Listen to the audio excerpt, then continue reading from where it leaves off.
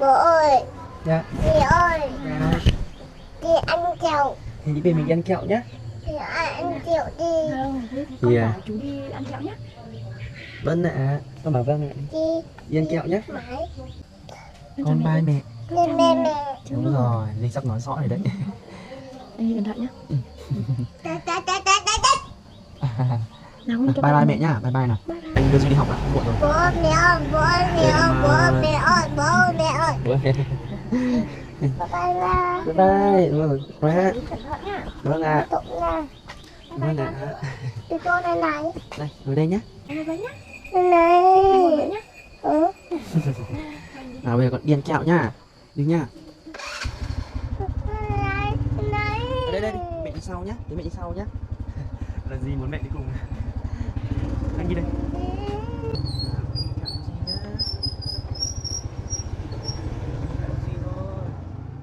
The sun rose gently over the rural landscape, painting the sky in hues of orange and pink as Lai Chu stood in the doorway of her modest wooden home, her hands deftly buttoning up Dewey's small shirt, the fabric a little faded but clean.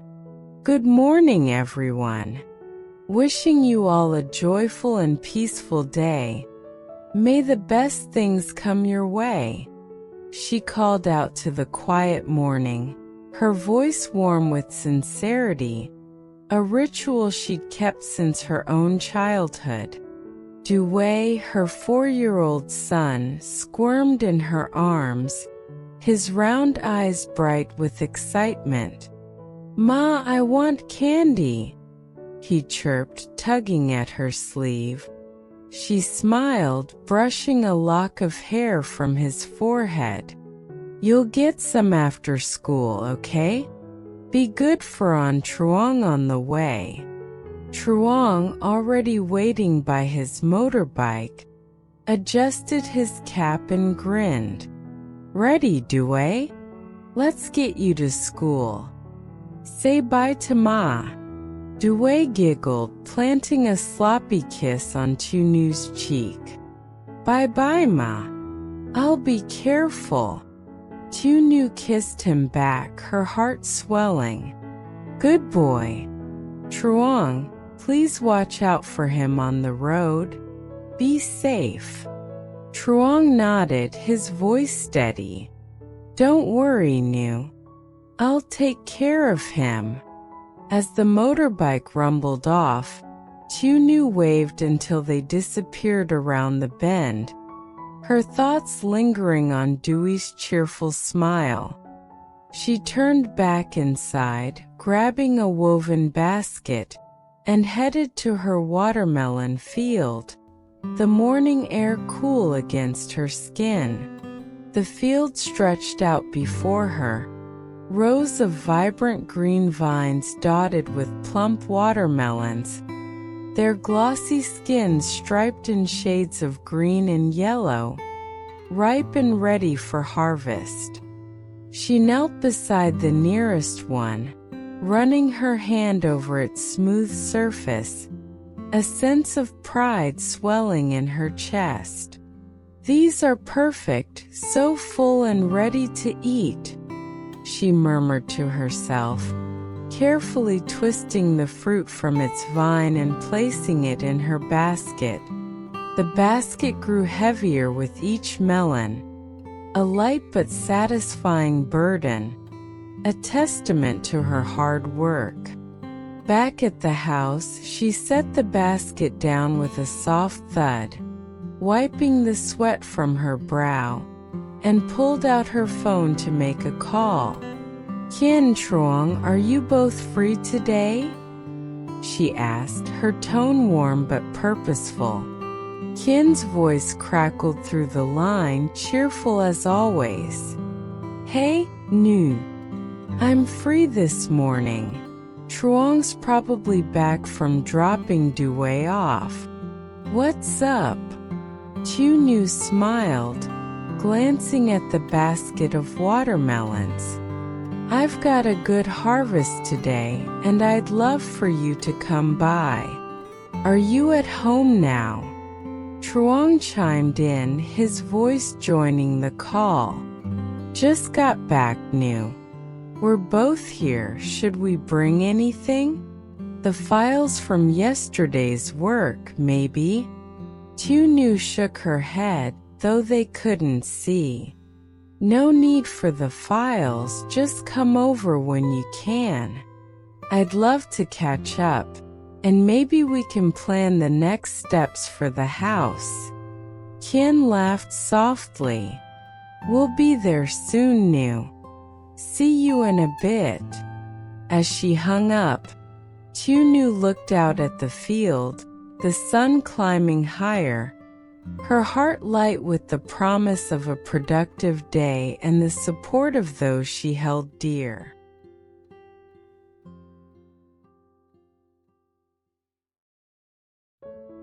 The morning sun climbed higher as Truong returned from dropping Tieu off at school, his motorbike kicking up a trail of dust along the winding dirt path as he pulled up to Tien's sturdy brick and wood home, nestled among the golden rice paddies.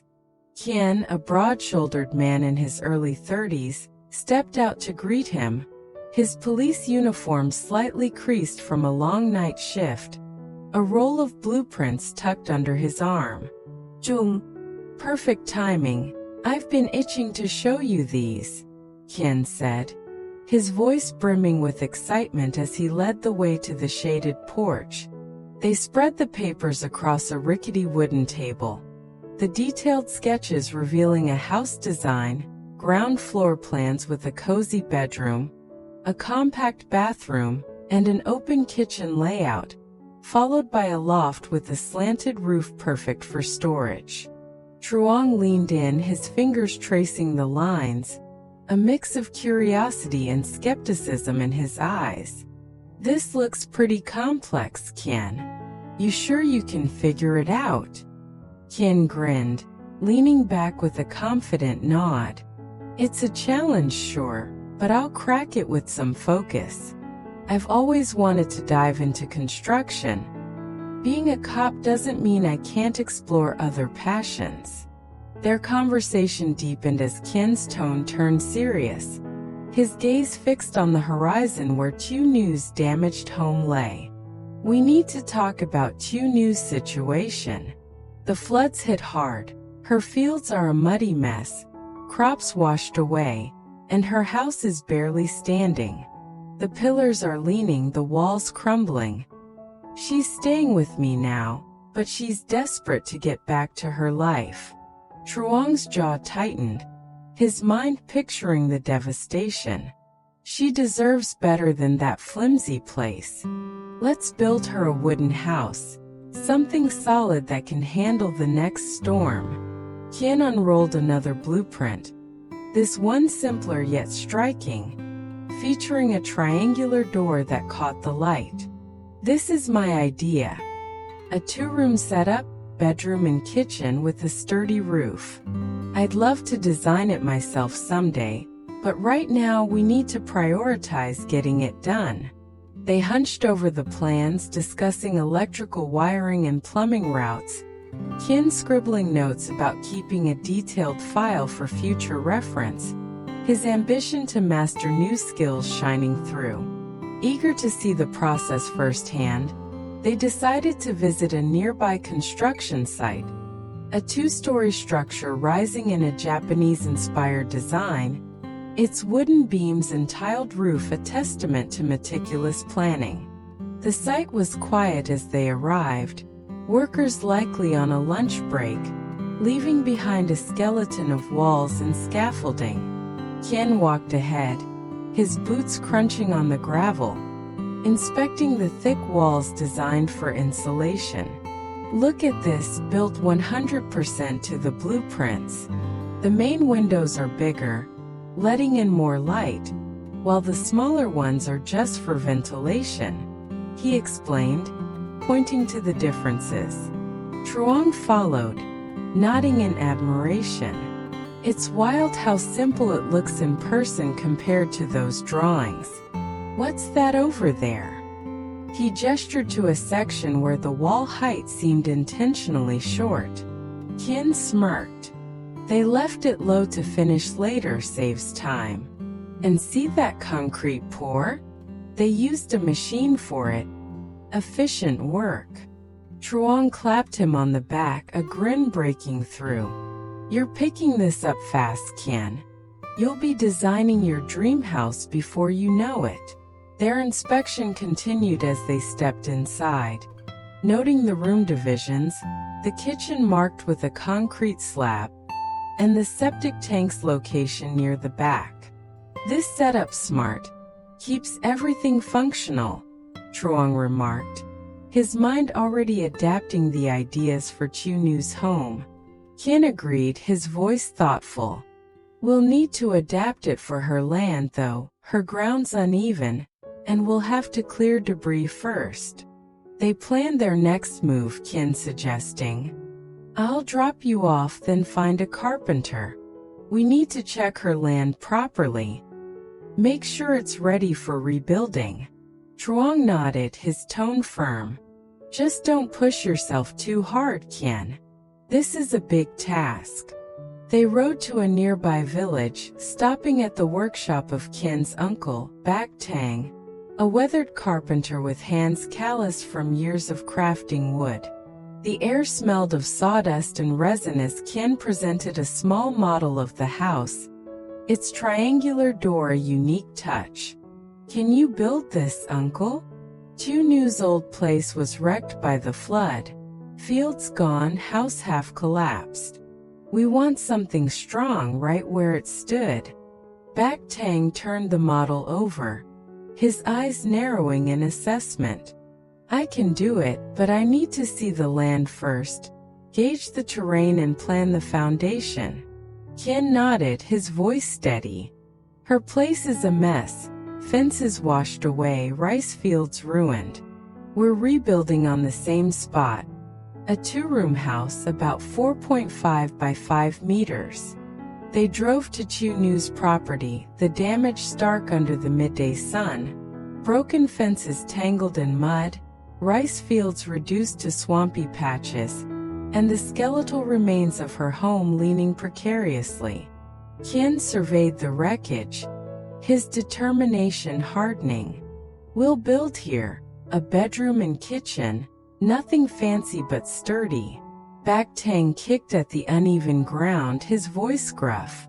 We'll need a bulldozer to clear this and level it out. Some of those old palm leaves might still work for the roof if we salvage them. He pointed to a nearby stream, its banks eroded. We should add a small dike along the creek, keep the floods at bay next time. Tien agreed, his mind racing. Let's get a machine in tomorrow to start clearing. Uncle, can you cut the wood? We might need help hauling it if it's heavy. Bac Tang waved a hand, confident. I'll handle the cutting. Your family can pitch in with the transport. Don't worry about the cost. We'll figure it out. They finalized the plan, opting for concrete pillars to anchor the foundation. Tien's resolve to rebuild Tieu's life driving every detail. The promise of a new beginning taking root amidst the ruins.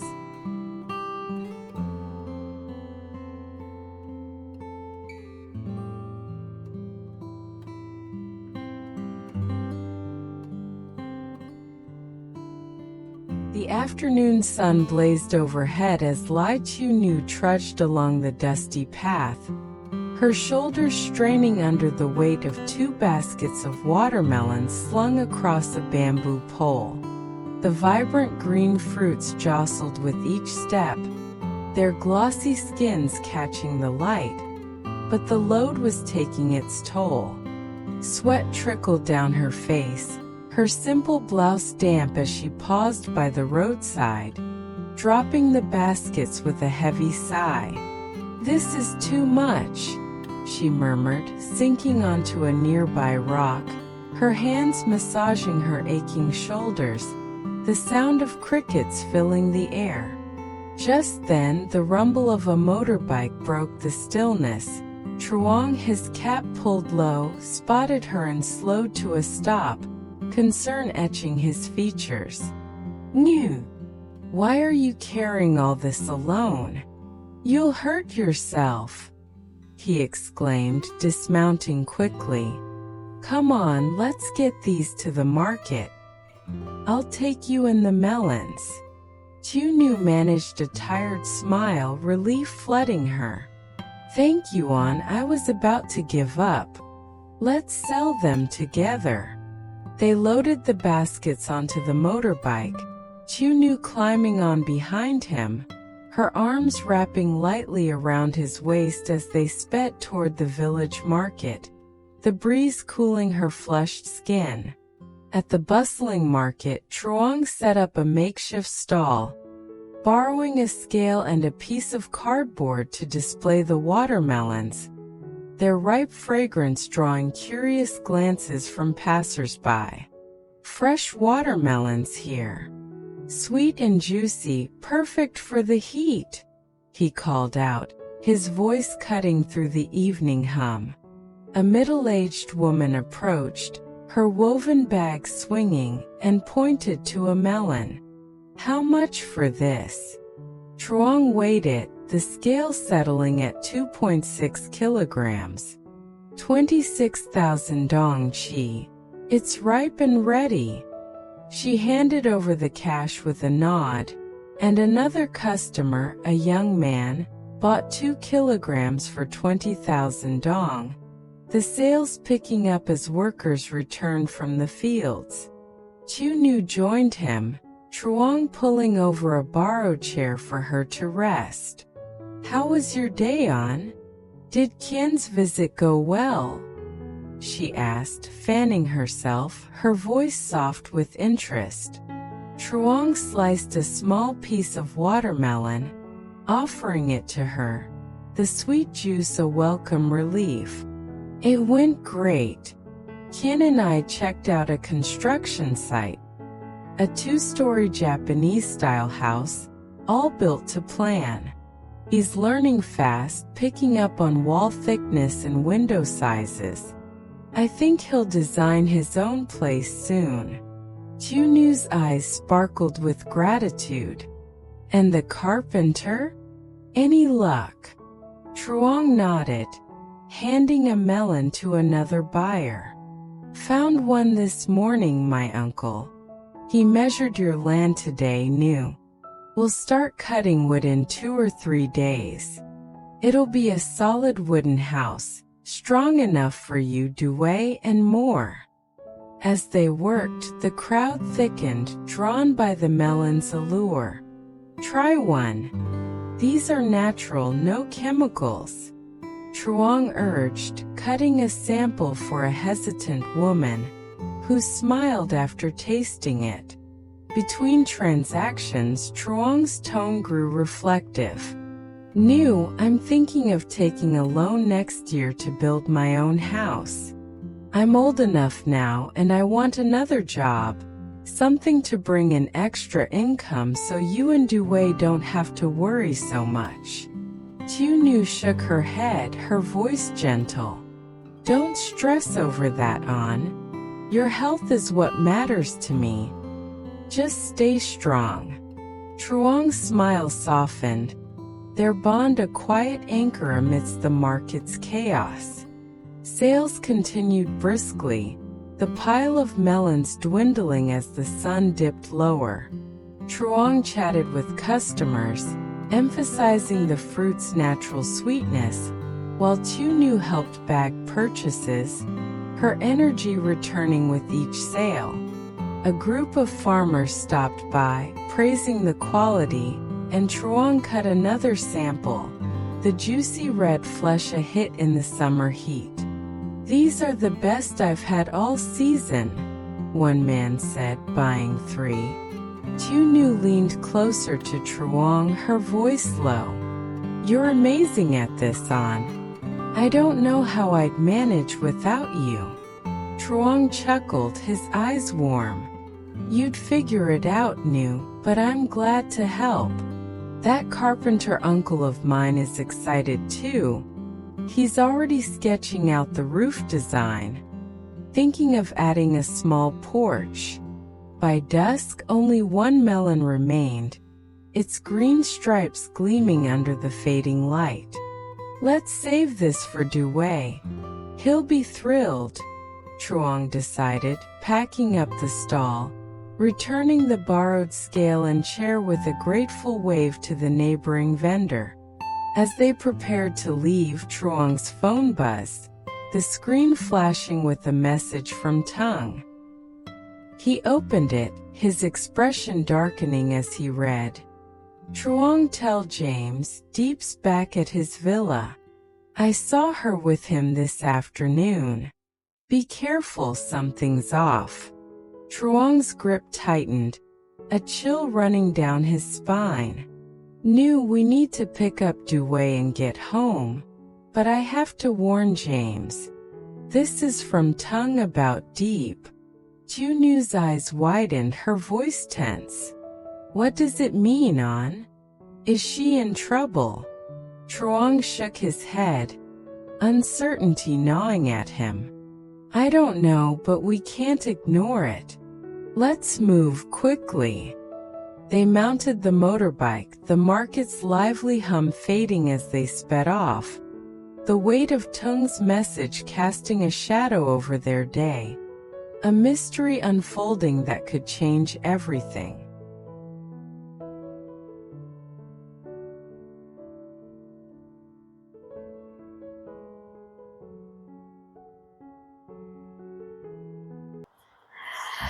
Yes, if you know anyone here who is a recent reader or viewer, I would appreciate talking to her or him. Again, to my surprise, she told me about Phyllis, a spa health director who had lost her husband several months before. I invited Phyllis to have lunch with me the next day, and we quickly established some common ground. We were about 10 years apart in age, but she had also been with her husband for about 50 years. She talked of how they met and what their life had been like. And I could tell by her stories and the warmth of her tone of voice that she, too,